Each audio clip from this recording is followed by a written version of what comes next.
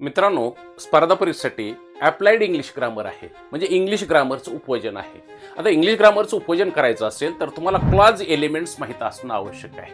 Clause elements म्हणजे वाक्यातील घटक. आता वाक्यातील घटक कोणकोणते ते आपण पाहू. म्हणजे पहिला घटक आहे सब्जेक्ट. सब्जेक्ट म्हणजे कर्ता, व्हर्ब म्हणजे क्रियापद, ऑब्जेक्ट म्हणजे कर्म, कॉम्प्लिमेंट म्हणजे विधिपूरक, ॲडव्हर्बियल म्हणजे क्रियाविशेषण युक्त, आणि मित्रांनो पहा, इनडायरेक्ट ऑब्जेक्ट म्हणजे अप्रत्यक्ष कर्म, ह्यालाच काय म्हणतात, व्यक्तिवाचक कर्म.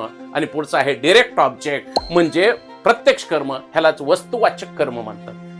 पुढचं आहे मित्रांनो सगळा ऑब्जेक्ट कॉम्प्लिमेंट. ऑब्जेक्ट कॉम्प्लिमेंट म्हणजे कर्मपूरक आहे. आणि पुढचं आहे ॲडव्हर्बियल कॉम्प्लिमेंट म्हणजे क्रियाविशेषण युक्त, क्रियाविशेषण पूरक आहे.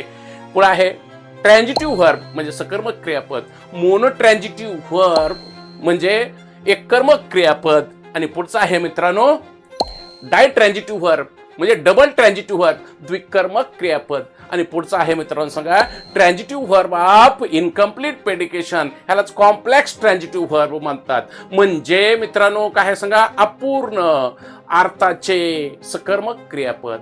पुढचं आहे मित्रांनो सगळा इंट्रान्झिटिव्ह व्हर्ब आहे. इंट्रान्झिटिव्ह व्हर्ब म्हणजे अकर्मक क्रियापद. आणि इंट्रान्झिटिव्ह व्हर्बचे दोन प्रकार पडतात. इंट्रान्झिटिव्ह व्हर्ब ऑफ कम्प्लीट प्रेडिकेशन म्हणजे पूर्ण अर्थाचे अकर्मक क्रियापद. आणि पुढचं आहे इंट्रान्झिटिव्ह व्हर्ब ऑफ इनकम्प्लीट प्रेडिकेशन म्हणजे अपूर्ण अर्थाचे अकर्मक क्रियापद आहे. हे काय आहेत मित्रांनो सांगा, क्लॉज एलिमेंट्स आहेत. आणि मग तुम्हाला स्पर्धा परीक्षेमध्ये इंग्लिश ग्रामरचं उपयोजन करायचं असेल तर ह्या क्लॉज एलिमेंट्सचा म्हणजे वाक्यातील घटकांचा अभ्यास करणं आवश्यक आहे. मित्रांनो, आपण ह्या सर्व घटकांचा मराठी व्याकरण शिकत असताना हे सर्व घटकांचा अभ्यास करतो, परंतु इंग्लिश ग्रामर शिकत असताना ह्या घटकांचा आपण अभ्यास करत नाहीत. म्हणून आपल्याला इंग्लिश शिकत असताना प्रॉब्लेम येत असतो. म्हणून तुमचं काय मत आहे मित्र, ह्या घटकांचा अभ्यास करणं आवश्यक आहे का नाही, कमेंट करून सांगा.